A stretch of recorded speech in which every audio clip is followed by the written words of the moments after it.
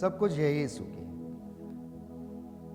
प्रभु यीशु मसीह के नाम पर मैं आप सभी का अभिवादन करता हूं। आज के ये वचन आप लोगों के जीवन में उत्साह उत्पन्न करें, आप सभी को विश्वास से भर दें।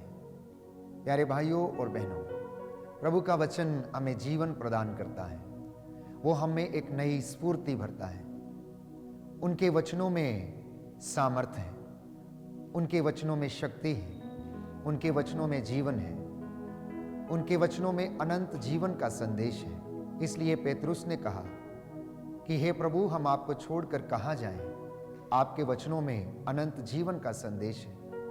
योहन के सुसमाचार में हम पढ़ते हैं, प्रभु यीशु ने कहा, जो शिक्षा मैंने तुम्हें दी है उसके द्वारा तुम शुद्ध हो गए हो। मेरे वचन आत्मा और जीवन है। बाइबल हमें बताती है, आकाश और पृथ्वी टल जाए तो टल जाए, परंतु प्रभु ने कहा कि मेरे शब्द कभी नहीं टलेंगे, मेरे वचन कभी नहीं टलेंगे। उसकी एक मात्रा और बिंदु भी पूरा हुए बिना नहीं टलेगा।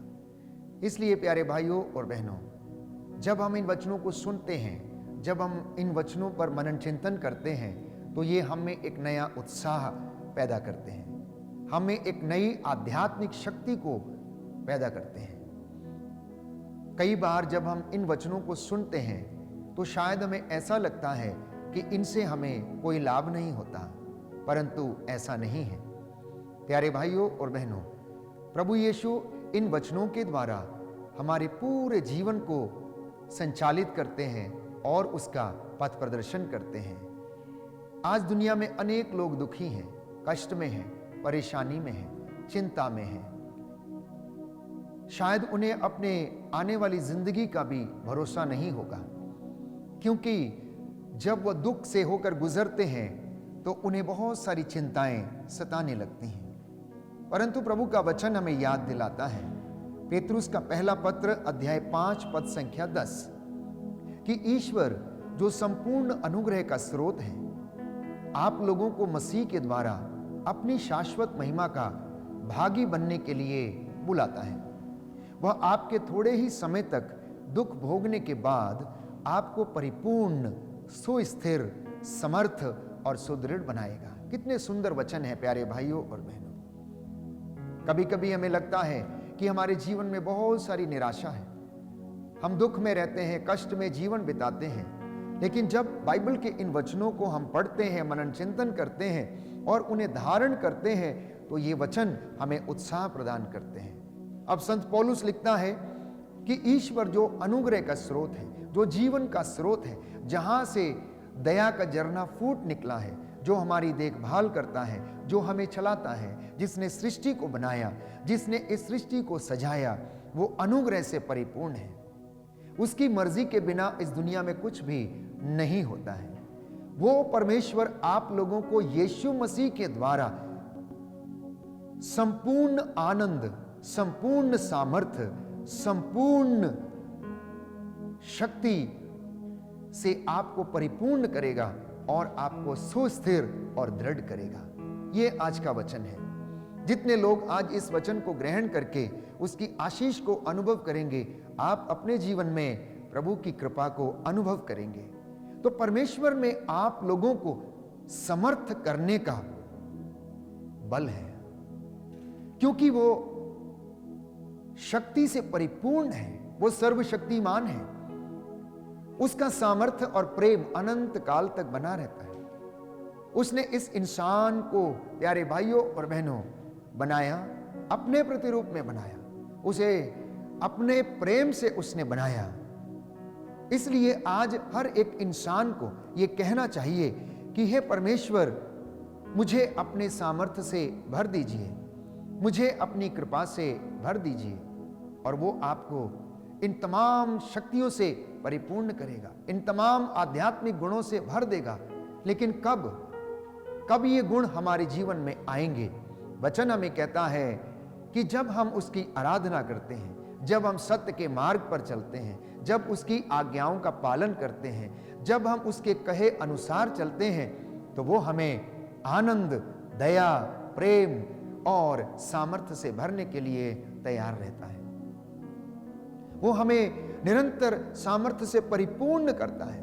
कई बार हमें ऐसा लगता है कि दुख हमारे जीवन में क्यों आता है, कष्ट हमारे जीवन में क्यों आता है, वाई सफरिंग, क्यों मेरे ही परिवार में इतना दुख है, मेरे ही जीवन में ऐसा क्यों होता है, क्यों मुझे दुख उठाना पड़ता है।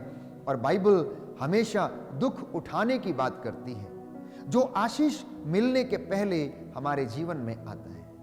यदि हम बाइबल को ध्यान पूर्वक पढ़ें, जितने भी नबी आए सबके जीवन में कष्ट था, सबके जीवन में परेशानी थी, सबके जीवन में प्यारे भाइयों और बहनों परमेश्वर ने बल प्रदान किया जिससे उन्होंने अपने दुखों पर विजय प्राप्त की। इतना ही नहीं, प्रभु यीशु जो इस दुनिया में आए वो ईश्वर का बेटा था, उसके द्वारा भेजा गया था। ईश्वर चाहता था कि वो प्रायश्चित करे, ईश्वर चाहता था कि वो दुख भोगे और हम सभी लोगों को उद्धार दिलाए। यीशु मसीह ने भी उस दुख के रास्ते को सहना स्वीकार किया, उस पर चलना स्वीकार किया। कलवरी के उस रास्ते पर वो चले, उन्होंने अपने शरीर पर 40 कोड़े खाए, उन्होंने पापों की भारी सलीब को उठाया, परमेश्वर का आज्ञाकारी वो बना रहा। और यीशु ने कहा, जिसने मुझे देख लिया उसने पिता को देख लिया, क्योंकि उसने पिता के स्वभाव को हमारे सामने प्रकट किया। तो जब हम प्यारे भाइयों और बहनों दुख की भट्टी से होकर गुजरते हैं, तब हमारे विश्वास की परख होती है। इसलिए दुख के समय हमें निराश नहीं होना चाहिए, दुख के समय हमारी प्रार्थना दुगनी हो जानी चाहिए, दुख के समय नजदीकियां परमेश्वर से और ज्यादा बढ़ जानी चाहिए, दुख के समय हमारा विश्वास दृढ़ होना चाहिए। जब हम डूब रहे होते हैं तो प्यारे भाइयों और बहनों उस वक्त में परमेश्वर को याद करना, उसके स्वर्गदूतों को याद करना, और वो आप लोगों को आशीष, बल और सामर्थ्य प्रदान करेगा। अय्यूब के ग्रंथ में हम पढ़ते हैं कि अय्यूब के जीवन में अथाह दुख आया, उसका शरीर फोड़ों से भर गया, उसका सब कुछ समाप्त हो गया, उसकी धन संपत्ति, उसके गाय, उसके बैल, उसकी भेड़ बकरियां और ऊंट और उसके सेवक सब कुछ उजड़ गया था। लेकिन उसका विश्वास कम नहीं हुआ, उसने परमेश्वर की आज्ञा का पालन किया, वो परमेश्वर के विरुद्ध भुनभुनाया नहीं। तो बाइबल हमें बताती है कि परमेश्वर हमें परखता है, और वो हमें आग की भट्टी में नहीं परखता, वो हमें दुख की भट्टी में परखता है। तो लगभग 6 महीने तक अय्यूब ने दुख सहा। यूसुफ ने लगभग 3.5 वर्ष तक दुख सहा। जब उसे उसके पिता से अलग होना पड़ा, उसके भाइयों ने उसके साथ अन्याय किया, उसे बेच दिया गया और वो पोतीफर के महल में जाकर उसे सेवक के रूप में रहना पड़ा। परंतु उसका अनुशासन और उसकी ईमानदारी परमेश्वर के सामने खरी उतरी और परमेश्वर ने उसको बचाया, उसको ब्लेस किया, और जिस जगह पर वो था उस देश का प्रधानमंत्री उसे नियुक्त किया। ये केवल और केवल उसकी ईमानदारी, उसका दृढ़ विश्वास, उसकी धार्मिकता और उसका अनुशासन, सत्य बोलना और हर प्रकार की बुराई से अपने को अलग रखना, केवल इसके द्वारा परमेश्वर ने उसे समर्थ किया, परमेश्वर ने उसे सामर्थ्य प्रदान किया, परमेश्वर ने उसको ब्लेस किया। और उस जगह पर प्यारे भाइयों और बहनों वह एक बड़े पद पर नियुक्त किया गया। इतना ही नहीं, अपने भाइयों के लिए और अपने कुटुंब के लोगों के लिए वो उद्धार का कारण बना। जब अकाल के समय वो उन लोगों को अनाज और अन्य जरूरी वस्तुएं प्रदान करता है, ये परमेश्वर की योजना थी। यीशु मसीह 3 दिन तक कब्र में रहे, पर परमेश्वर ने जो महिमा उन्हें प्रदान की वो आज भी कायम है। 2022 के वर्ष तक वो महिमा आज भी कायम है और सदा कायम रहेगी। और प्यारे भाइयों और बहनों, लोग उसके नाम के आगे घुटना टेकेंगे और हर जुबान बोलेगी कि ईसा ही प्रभु है। ये महिमा परमेश्वर ने उसे प्रदान की। फिलिपियों के पत्र अध्याय 2 पद संख्या 8 में हम पढ़ते हैं कि परमेश्वर ने सब कुछ को उसके पैरों के तले डाल दिया।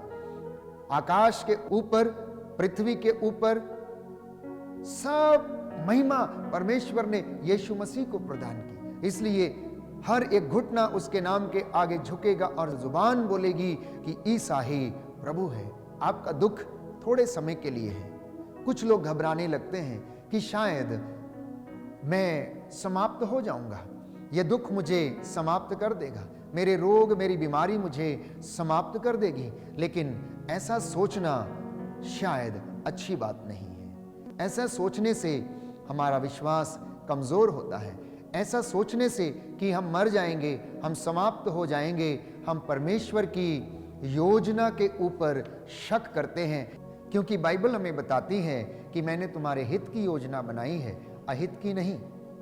इसलिए प्रभु यीशु ने कहा कि तुम्हारा जी घबराए नहीं, तुम ईश्वर में विश्वास करो और मुझ में भी विश्वास करो, क्योंकि उसकी महिमा अनंत काल तक बनी रहती है। तो परमेश्वर का अनुग्रह महान है, वो अपने सारे लोगों को देता है। विश्वासियों को उस अनुग्रह से, कलीसिया को उस अनुग्रह से भरता है, बशर्ते कि मैं और आप उस अनुग्रह को प्राप्त करने के लिए, ग्रहण करने के लिए तैयार रहें। रोमियो के पत्र अध्याय 6 पद संख्या 14 के अनुसार बाइबल हमें बताती है कि परमेश्वर का अनुग्रह पाप को नाश करता है, परमेश्वर का अनुग्रह अंधकार को दूर करता है, परमेश्वर का अनुग्रह बुराई को दूर करता है, क्योंकि आप अनुग्रह के अधीन हैं। क्योंकि आप अनुग्रह के अधीन हैं। अगर आप पाप के कारण दुख उठा रहे हैं तो प्रभु का अनुग्रह उसे तोड़ देगा। याद रखिएगा, अगर आप पाप के कारण दुख उठा रहे हैं तो परमेश्वर का अनुग्रह उस दुख को समाप्त कर देगा। सुसमाचार में हम पढ़ते हैं, एक अर्धांग रोगी को 4 लोगों के द्वारा चारपाई पर उठाकर लाया गया और परमेश्वर ने और यीशु मसीह ने उस अर्धांग रोगी को देखा। उसे देखते ही उन्होंने कहा कि तेरे पाप क्षमा हुए हैं, क्योंकि यीशु मसीह को मालूम था कि इस इंसान के जीवन में जो दुख है वो इसके पापों के कारण है। अगर यीशु चाहते तो सबसे पहले उसे शारीरिक चंगाई देते, लेकिन यीशु मसीह ने सबसे पहले उसे बंधनों से आजाद किया, पाप के बंधनों से आजाद किया, बुराई के बंधनों से आजाद किया और उसे क्षमा किया और उससे कहा अपनी खाट उठा और घर जा। तो प्रभु के वचन में प्यारे भाइयों और बहनों, पाप के बंधनों को तोड़ने का सामर्थ्य है। परमेश्वर के अनुग्रह में आपको समर्थ करने की शक्ति है। आज यदि आप ईश्वर के अनुग्रह के लिए पुकारते हैं, अगर आप अपने जीवन से उन बंधनों को टूटते हुए देखना चाहते हैं, तो हमें परमेश्वर के सामने आने की आवश्यकता है। कुरिन्थियों का दूसरा पत्र अध्याय 12 पद संख्या 9, प्रभु ने कहा कि मेरी कृपा तुम्हारे लिए पर्याप्त है, क्योंकि तुम्हारी दुर्बलता में मेरा सामर्थ्य पूर्ण रूप से प्रकट होता है। बहुत ही सामर्थ्यवान वचन है, बहुत ही शक्तिशाली वचन है। जितने भी लोग इस वक्त मुझे सुन रहे हैं, प्यारे भाइयों और बहनों, समर्पित करना अपनी आर्थिक तंगियों को, अपने दुखों को, अपने कष्टों को, अपनी संतानों को, रिश्तेदारों को, अपने सहयोगियों को, अपने जितने भी लोग आपसे मिलते हैं, उन तमाम लोगों को समर्पित करना, ताकि प्रभु उन्हें भी ब्लेस करे। प्रभु से कहना कि मैं विश्वास करता हूं कि आज ऐसा ही होगा कि आप मुझे अनुग्रह से परिपूर्ण करेंगे, आप मुझे अपने सामर्थ्य से बल प्रदान करेंगे। Every tumor will go, my dear brothers and sisters, from your life. अगर कोई व्यक्ति रसौली से पीड़ित है, अगर कोई व्यक्ति शारीरिक रोगों से पीड़ित है, अगर कोई व्यक्ति मानसिक रूप से तनाव में है, तो परमेश्वर का वचन और उसका अनुग्रह आपको आज सामर्थ्य प्रदान करेगा, चंगाई प्रदान करेगा, क्योंकि उसका अनुग्रह मेरे और आपके लिए पर्याप्त है। कुरिन्थियों का दूसरा पत्र अध्याय 9 पद संख्या 8 बाइबल हमें बताती है कि परमेश्वर का अनुग्रह आपके जीवन में हर चीज भरपूरी में प्रदान करता है, हर चीज भरपूरी में प्रदान करता है। जिस जिस चीज की आपको आवश्यकता है, वो हर चीज वो अपनी भरपूरी में देता है।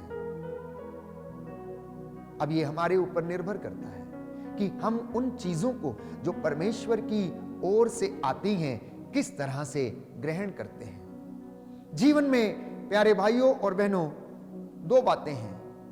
एक सफलता जो इंसान अपने द्वारा, अपने बल से, अपनी क्षमता से प्राप्त करने की कोशिश करता है, और दूसरी सफलता जो परमेश्वर की ओर से आती है। जो सफलता और उन्नति परमेश्वर की ओर से आती है उसमें आशीष, बरकतें और अनुग्रह बना रहता है, वो अनुग्रह से परिपूर्ण होती हैं।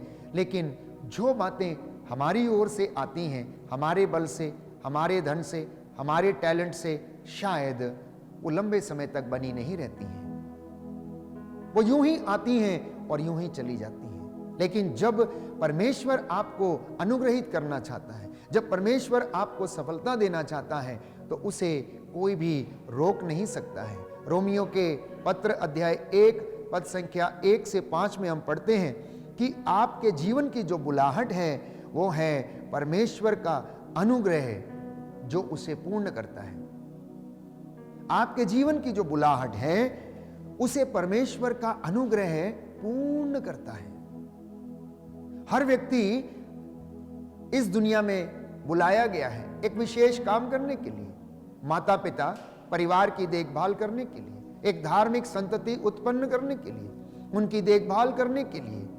पुरोहित बुलाया गया है कलीसिया की सेवा के लिए, प्रचारक बुलाया गया है प्रभु का वचन का प्रचार करने के लिए, समाज सेवी बुलाए गए हैं समाज में लोगों की सेवा करने के लिए। हर एक व्यक्ति को यह बुलाहट दी गई है और यह बुलाहट हमारे जीवन में पूरी तब होती है जब परमेश्वर का अनुग्रह हमारे जीवन में कार्य करता है। इसलिए प्रेरितों के कार्यकलाप अध्याय 6 पद संख्या 8, ईश्वर की कृपा और अनुग्रह के द्वारा चिन्ह और चमत्कार उत्पन्न होते हैं और वो अपनी कृपा और अनुग्रह से हमारे जीवन में चिन्ह चमत्कार करता है। जब आप प्रार्थना करते हैं तो परमेश्वर के लिए चिन्ह और चमत्कार करना मुश्किल की बात नहीं है।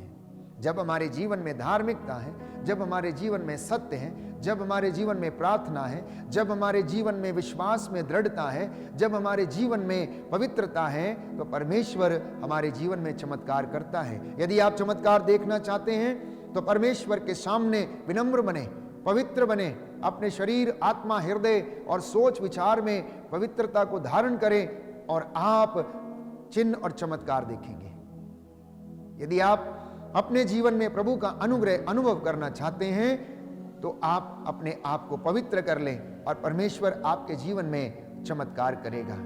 प्यारे भाइयों और बहनों, प्रकाशित वाक्य अध्याय 3 पद संख्या 20 में हम पढ़ते हैं, प्रभु का वचन हमें बताता है कि मैं तुम्हारे द्वार पर खड़ा होकर खटखटाता हूं, यदि तुम द्वार खोलोगे तो मैं उसमें प्रवेश करूंगा और तुम्हारे साथ भोजन करूंगा। जी हां प्यारे भाइयों और बहनों, क्योंकि उन्होंने अपना प्रेम हमें प्रदर्शित किया, वो अपने प्रेम से, अपनी ज्योति से हमें भरे, हमारे मन, आत्मा और हृदय को वह शुद्ध करे, हमें सुदृढ़ करे और अनुग्रह से परिपूर्ण करे। आमीन।